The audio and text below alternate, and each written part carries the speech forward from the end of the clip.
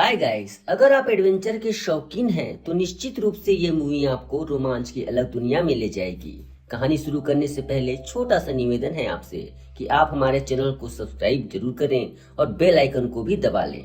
Movie की शुरुआत पहाड़ों से होती है, जहां एक कपल पहाड़ों की चढ़ाई कर रहे हैं। डैन और बैकी, इनकी अभी अभी शादी हुई है और ये दोनों एक दूसरे से काफी खुश भी हैं। यहाँ इनके अलावा एक और लड़की है जो बैकी की फ्रेंड है। इनको हमेशा खतरों से खेलने में बड़ा मजा आता है। ये हमेशा नए एडवेंचर की तलाश में रहते हैं। आगे मूवी में दिखाया गया है कि पहाड़ पर चढ़ते हुए डैन का हाथ अनजाने में किसी परिंदे के घोंसले में पड़ जाता है, जिससे परिंदा डर कर डैन के सामने से उड़ता है, जिससे डैन भी घबरा जाता है और बैलेंस बिगड़ जाता है। उसकी पकड़ पहाड़ी से छूट जाती है और डैन नीचे गिर जाता है और उसकी मौत हो जाती है। इसके बाद हमें एक साल बाद का सीन दिखाया जाता है। बैकी अभी भी सदमे में है। वह अपनी पति की अस्थियों को अभी तक संभाल कर रखे हुई थी। वह शराब की बेहद आदी हो गई थी, जिससे उसकी जिंदगी पूरी तरह से खराब हो रही थी।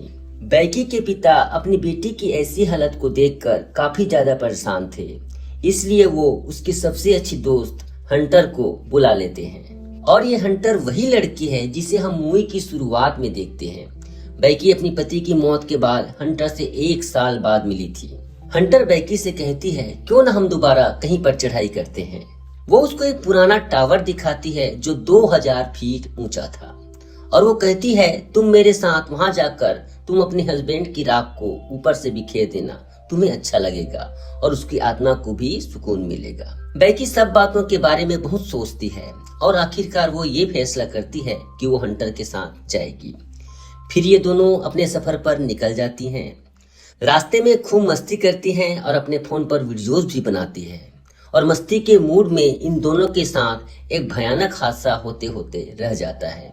एक ट्रक जो बहुत स्पीड से आ रही थी इनकी गाड़ी से टकराने वाला था, लेकिन ऐन वक्त पर ये अपनी गाड़ी को रोक लेती है और सुकून का सांस लेती है कि ये बच गई और आगे बढ़ते हैं। अंततः ये दोनों अपनी मंजिल पर पहुंच जाती हैं। जाते हुए हंटर की नजर एक मरी हुई बकरी पर पड़ती है जिसको परिंदे खा रहे थे। वो सभी परिंदों को उड़ाती है और उस बकरी की एक तस्वीर लेकर अपनी इंस्टाग्राम पर पोस्ट कर देती है। जिसके बाद वो टावर तक पहुंच जाती है। पहले तो इन्हें टावर की ऊंचाई देखकर बहुत डर लगता है। बैकी की हालत देखकर साफ पता लग रहा था कि वो बहुत डरी हुई है। इस पर हंटर कहती है ओ कमान यार, डरो मत, हम कर लेंगे। वो अपने आप को रस्सी से बांधती है और बैकी भी ऊपर चढ़ना शुरू करती है, लेकिन ऊपर चढ़ते चढ़ते वो महसूस कर रही थी कि ये पुराना जंग लगा हुआ टावर है। इसकी सीढ़ी भी अजीब आवाज कर रही थी। बैकी को डर तो लग रहा था पर ऊपर चढ़ती रहती है। काफी ज्यादा ऊंचाई चढ़ने पर हंटर उसको बताती है कि हम आधे टावर पर चढ़ चुके हैं, यानी कि उन्होंने 1000 फीट को पूरा कर लिया था और ये दोनों इतनी ऊंचाई पर चढ़ गई थी जितनी एफिल टावर की ऊंचाई है। यहाँ पर हवा भी बहुत तेज चल रही थी क्योंकि ये बहुत ज्यादा ऊंचाई पर थी। हंटर कहती है बस थोड़ा सा और फिर हम लोग अपनी मंजिल तक पहुंच जाएंगे। बैकी नीचे देखती है कि वो इतनी ऊपर आ गई है और फिर उसको डर लगने लगता है। इस बात पर हंटर सीढ़ी को हिलाकर उसके साथ मजाक भी करती है, जिससे वो और बहुत ज्यादा डर जाती है। मगर आहिस्ता आहिस्ता ऊंचे टावर पर ये दोनों चढ़ गई थी। लेकिन इसी दौरान टावर की सीढ़ी का एक पेच निकल जाता है जो उन्हें पता ही नहीं चलता। ये तो अपनी खुशी मनाने में लगी हुई थी। हंटर अपना ड्रोन कैमरा निकालती है और सब कुछ रिकॉर्ड करती है। बैकी भी अपने दोस्त के साथ काफी खुश थी और हंटर यहीं पर नहीं रुकती, वो तो टावर से लटक जाती है और बैकी से कहती है कि मेरी तस्वीर बनाओ, और साथ ही साथ वो बैकी को भी ऐसा करने को कहती है। उसे डर तो लग रहा था पर अपने डर पर काबू पाते हुए हंटर की बात मान लेती है और लटक जाती है और लटक कर वो भी तस्वीर बनाती है, जिसके बाद हंटर उसे गले लगा लेती है। यहाँ पर बैकी अपने हस्बैंड की राख को हवा में उड़ा देती है। अब इसके बाद उसको काफी सुकून मिला और दोनों उसके बारे में याद करने लगती हैं। जब सब कुछ खत्म हो गया तो ये वापस जाने का फैसला करती है।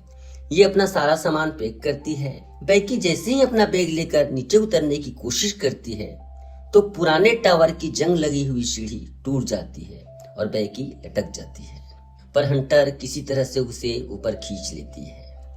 पर बैकी का बैग नीचे टावर के एंटीना पर लटक जाता है, जिसमें इसका ड्रोन कैमरा और खाने पीने का सामान था। अब वो उनकी पहुंच से बहुत दूर हो चुका था, क्योंकि सीढ़ियां बीच से टूट चुकी हैं। दोनों अपना फोन भी चेक करती हैं, पर इतनी ऊंचाई पर फोन में सिग्नल्स नहीं था। तभी उनको टावर पर से एक फायर गन और दूरबीन मिलती है। हंटर कहती है, अभी इसका हमें क्या फायदा, हम इस वक्त अगर गन चलाएंगे भी तो कोई नहीं देखेगा।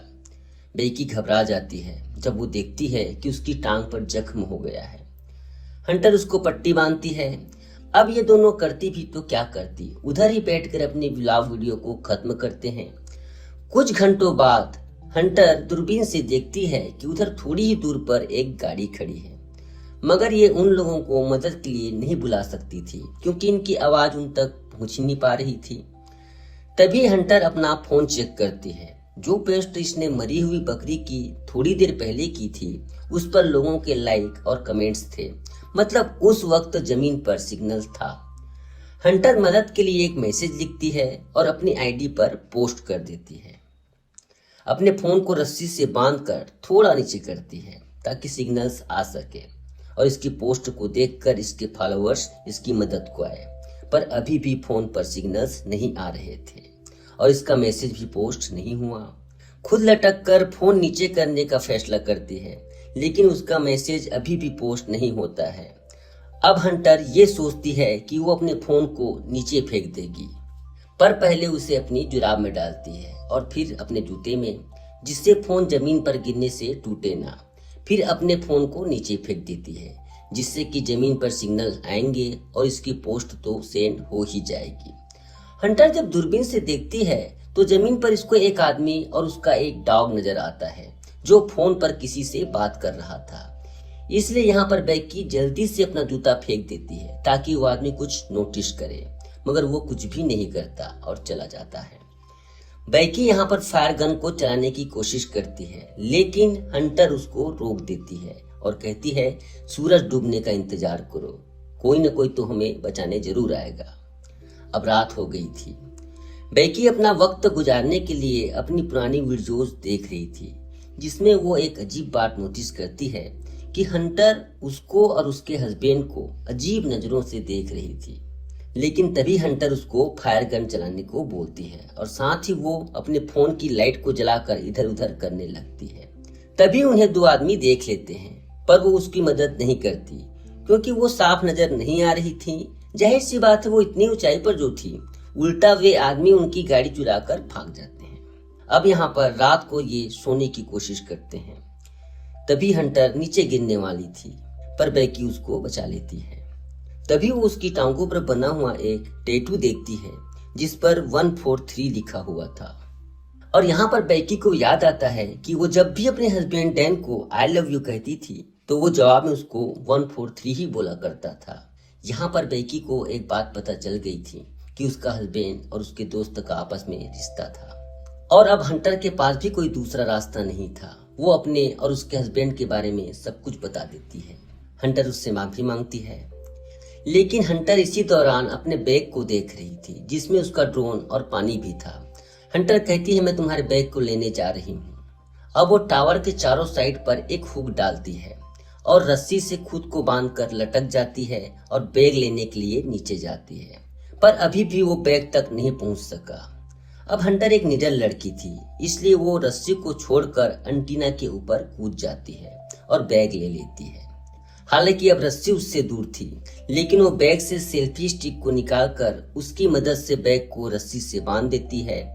अब वो एक खुद लंबी छलांग लगाती है, जिससे वो रस्सी को पकड़ लेती है।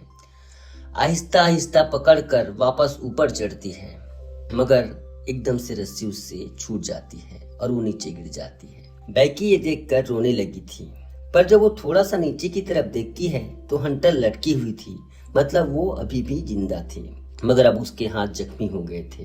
वो अब खुद ऊपर नहीं आ सकती थी। बैकी पूरी ताकत लगाती है और उसको आखिरकार ऊपर खींचने में कामयाब हो जाती है। वो बैग से पानी निकाल कर पीती है, जिसके बाद वो एक नोट लिखती है और उसको ड्रोन पर लगाकर उड़ा देती है। मगर बदकिस्मती से जैसे ही वो थोड़ा सा आगे जाता है, उसकी बैटरी तो खत्म हो गई थी। जिस वजह से इन्हें वापस बुलाना पड़ता है। अब रात हो गई थी।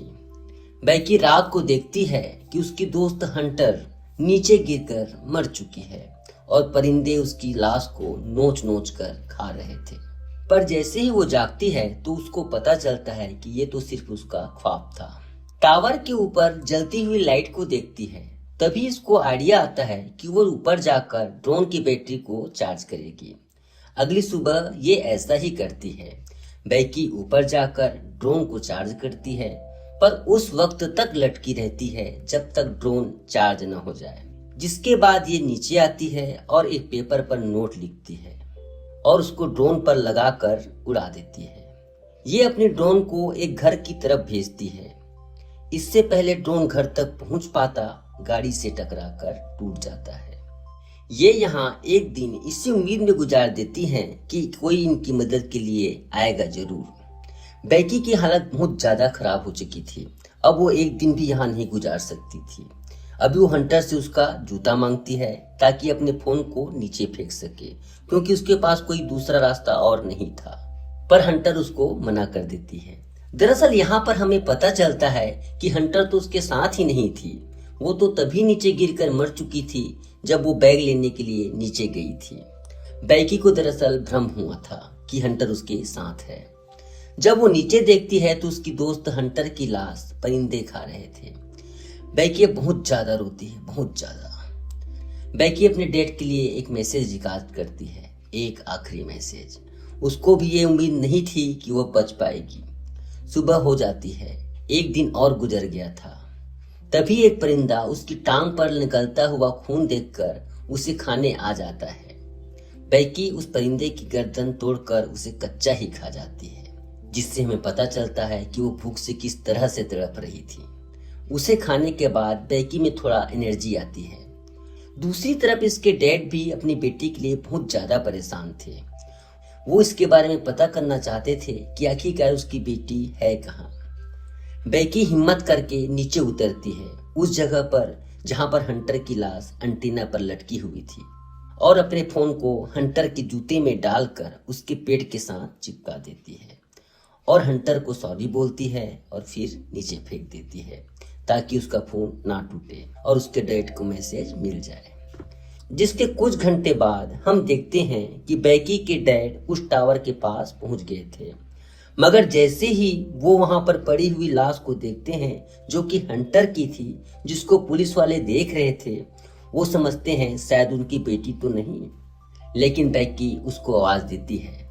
डैडी भी अपनी बेटी को देखते हैं तो सुकून की सांस लेते हैं कि उनकी बेटी जिंदा है। वो अपने डैड के गले लग जाती है। आखिरकार बैकी की हिम्मत, कोशिश और उसकी उम्मीदों ने उसे जिंदा रखा। इसी के साथ ये मूवी यहीं पर खत्म हो जाती है। उम्मीद है ये स्टोरी आप लोगों को पसंद आई होगी। आज के लिए बस इतना ही। धन्यवाद।